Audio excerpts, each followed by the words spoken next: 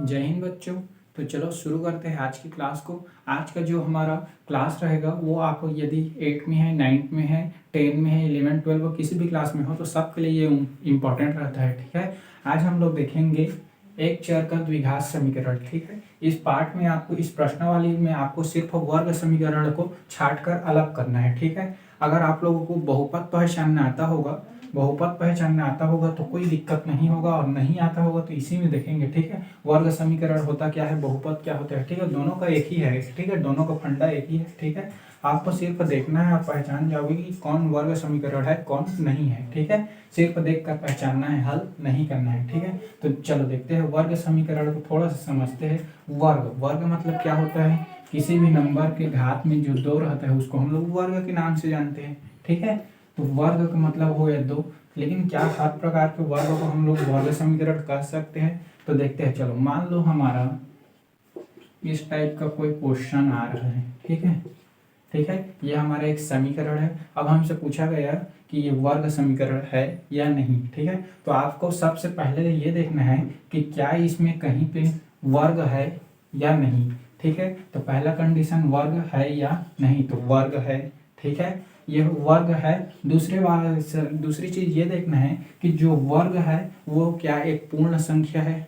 अगर ये एक पूर्ण संख्या है तो ये वर्ग समीकरण कहलाएगा, और अगर ये पूर्ण संख्या नहीं है तो वर्ग नहीं कहलाएगा। लेकिन एक चीज को ध्यान रखना, जो यहाँ का घात है और यहाँ x का जो घात है वो दोनों पूर्ण संख्या होना चाहिए। ठीक है, क्या होना चाहिए, पूर्ण संख्या। सब चीज पूर्ण संख्या होना चाहिए। ठीक है, कोई भी पूर्ण के सिवाय और कुछ भी आता है, अपरिमेय आता है, परिमेय आता है, तो वो हमारा वर्ग समीकरण नहीं कहलाएगा। ठीक है, तो यहाँ भी देखो घात 1 है, तो घात 1 भी क्या है, हमारा पूर्ण संख्या, तो ये क्या हो गया, हमारा वर्ग समीकरण है। ठीक है, इसी प्रकार एक और क्वेश्चन देखते हैं, जैसे कि x - 1 - 3x का स्क्वायर प्लस 1। ठीक है, ये यहाँ पे देखो, यहाँ पे सबसे पहले आपको वर्ग बोला है तो वर्ग देखना है। वर्ग है, लेकिन यहाँ पे ध्यान से देखोगे तो इसका वर्ग क्या है, एक पूर्ण संख्या नहीं है। इसका तो है किंतु इसका नहीं है, इसलिए यह हमारा वर्ग समीकरण नहीं कहलाएगा। ठीक है, उसके बाद और देखते हैं, जैसे कि x का स्क्वायर प्लस वर्गमूल 3x + 1। ठीक है, अब इसको चेक करना है कि वर्ग समीकरण है या नहीं। ठीक है, तो यहाँ पे देखो, यहाँ पे तो वर्ग मिल गया हमको, ये वर्ग मिल गए, x के गुणांक को ही देखना है। ठीक है, x का गुणांक यदि पूर्ण संख्या है तो वर्ग समीकरण है, और पूर्ण संख्या नहीं है तो वर्ग समीकरण नहीं है। यहाँ पे तो वर्ग है। ठीक है, लेकिन हमारा वर्गमूल यहाँ पे देखोगे तो इस वर्गमूल का मान क्या होता है, हमारा 1/2। ठीक है, ये 1/2 होता है, तो यहाँ पे क्या आ गया, हमारा एक अपूर्ण संख्या। ठीक है, 1/2 क्या है, हमारा अपरिमेय संख्या। ठीक है, परिमेय अपरिमेय में आ गया, तो ये हमारा क्या रहेगा, नहीं। ठीक है, वर्ग समीकरण नहीं है। क्यों नहीं है, क्योंकि इसका वर्ग जो है पूर्ण संख्या नहीं है। ठीक है, इस प्रकार से आपको पहचानना है। ठीक है, कुछ सवाल ऐसे भी रहते हैं जिनको थोड़ा सा हल करना रहता है। ठीक है, आपको सिर्फ घातों को देखना है एक सेकंड कि ये पूर्ण है या अपूर्ण। ठीक, पूर्ण है तो है, और नहीं है तो वो वर्ग समीकरण नहीं है। ठीक है, चलो देखते हैं हम, तो आपको पहचानना आ जाएगा। चलो, तो पहला क्वेश्चन ये है हमारा प्रश्नावली का, x का स्क्वायर प्लस 3x - 2 = 0। ठीक है, यहाँ पे देखो x का घात कितना है, 2, और यहाँ कितना है, 1, तो ये दोनों क्या है, पूर्ण संख्या है, तो ये क्या हो जाएगा, हमारा वर्ग समीकरण है।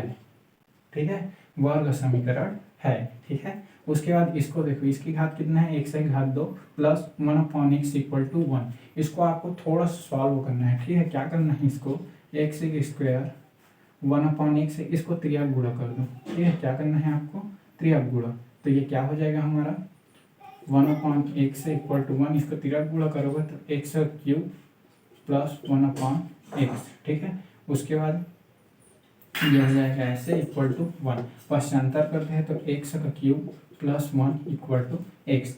अब ध्यान से देखोगे तो इसमें कहीं पे वर्ग आया है, नहीं आया है, तो ये हमारा वर्ग समीकरण नहीं है। वर्ग समीकरण नहीं है।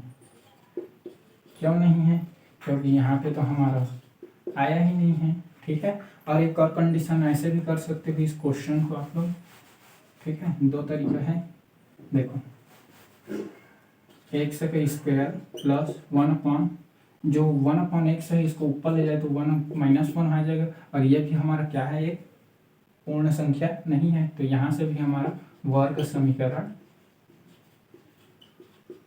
नहीं है।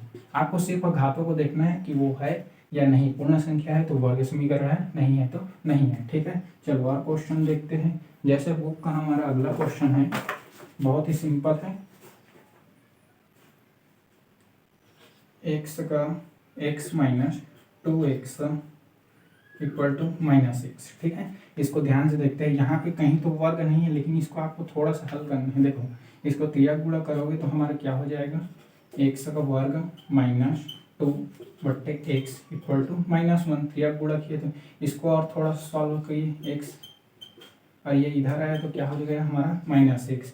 अब देखो ध्यान से, x का वर्ग मिला, इसका भी वर्ग क्या है, पूर्ण संख्या है, तो इसलिए ये क्या कहलाएगा, हमारा वर्ग समीकरण है। वर्ग समीकरण है, क्यों है, देखो इसका भी घात पूर्ण है, इसका भी घात पूर्ण है। ठीक है, पूर्णांक है, पूर्ण संख्या है। ठीक, तो ये हमारा क्या होगा, वर्ग समीकरण होगा। और देखते हैं, ठीक है, कुछ सवालों को थोड़ा सा हल करना पड़ेगा। ये देखो, x + 5 = 7 वर्ग समीकरण है या नहीं, नहीं है। क्यों नहीं, इसमें तो वर्ग ही नहीं है, कहीं पे वर्ग है नहीं है, तो ये वर्ग समीकरण नहीं है।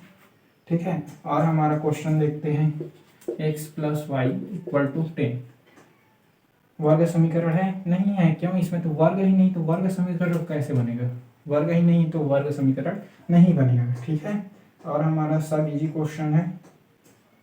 और देखते हैं, जैसे कि x² - 10x = 0, क्या ये वर्ग समीकरण है, जरूर है। क्यों, यहाँ पे देखो वर्ग है, दूसरा यहाँ पे घात किसी का भी जो पूर्ण संख्या है, मतलब दोनों को क्या है, पूर्ण संख्या है। ठीक है, ना परमेय है, ना बट्टा है, ना वर्गमूल वाला है। ठीक है, तो ये क्या है, हमारा पूर्ण वर्ग है।